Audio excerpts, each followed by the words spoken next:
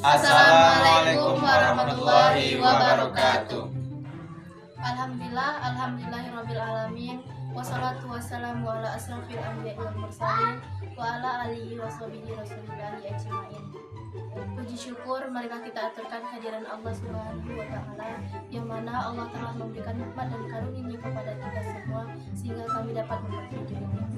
Selawat beriringan salam tak lupa pula kita anjing tinggikan kepada Nabi besar kita, yakni Nabi Muhammad SAW, karena beliau telah membawa kita dari alam kegelapan menuju alam yang terang benderang seperti yang kita rasakan pada saat sekarang ini. Baiklah, di sini saya sebagai moderator yang bernama Anissa Fitri dengan NIM 22005004 dan rekan saya. Saya Galang Prasetyo dengan NIM 22005011 sebagai peneliti pertama. Saya Cina Sufianda dengan NIM 22005007. Saya Idul Latif dengan NIM 22005003.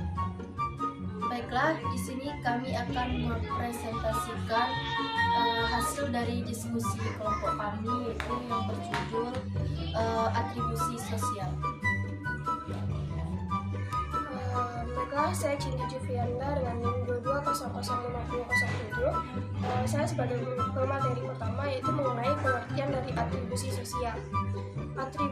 Menurut Nash 2006 dan Baron Brand 2006 menjelaskan bahwa atribusi menjelaskan mengapa seseorang berperilaku tertentu, motif apa dan maksud apa yang ada di balik perilaku tersebut. Atribusi sosial adalah salah satu teori yang ada dalam disiplin ilmu psikologi.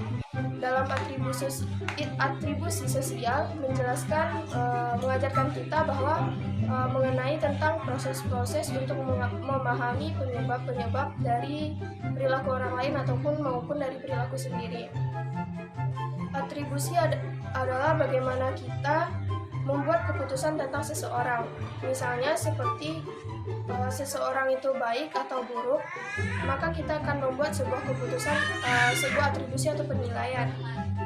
Ketika kita merasa dan mendeskripsikan perilaku seseorang dan mencoba menggali pengetahuan mengapa mereka berperilaku seperti itu. Baiklah, saya kembalikan kepada moderator. Maka nama saya Galang Prasetyo dengan NIM 22005011. Baiklah, saya akan melanjutkan materi mengenai waktu terjadinya atribusi sosial. Menurut Taylor, Pavlov, dan Seiler pada tahun 1997, paling tidak ada dua situasi yang sering kali mengundang dilakukannya atribusi sosial, yaitu yang pertama, situasi yang tidak diharapkan atau tidak biasa.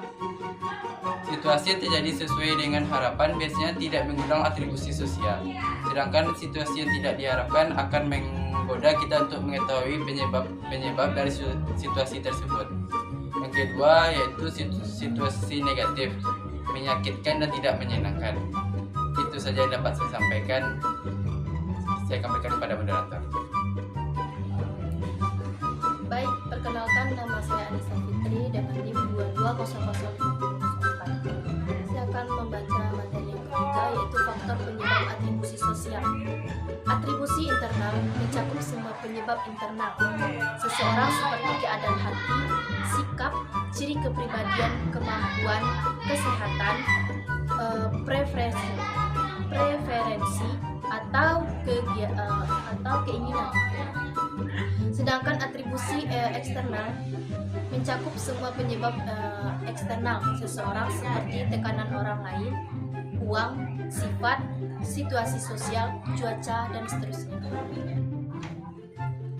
Baiklah, saya Idul Latif dengan NIM 22005003. Saya akan membacakan materi tentang teori-teori atribusi sosial.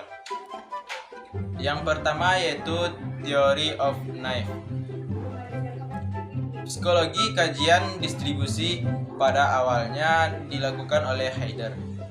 Psikologi Gestalt mencoba untuk mengenali prinsip-prinsip yang mengatur bagaimana pemikiran membuat penyimpulan tentang dunia dari data indrawi atau membuat data indrawi jadi bermakna. Yang kedua yaitu correspondent inference. Teori-teori ini dikemukakan oleh Edward A. Jones dan Keith David pada tahun 1965. Teori ini menjelaskan proses yang digunakan orang-orang dalam melakukan atribusi internasional, terutama ketika perilaku yang diamatinya tidak mudah dipahami. Baik, yang ketiga yaitu covariation teori Kelly, mengajukan model proses atribusi yang tidak lagi merujuk pada intensi.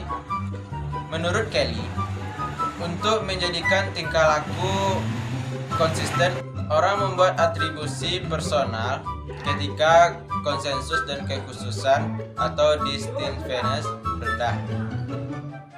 Sedangkan pada saat konsensus dan kekhususan, orang membuat atribusi stimulus.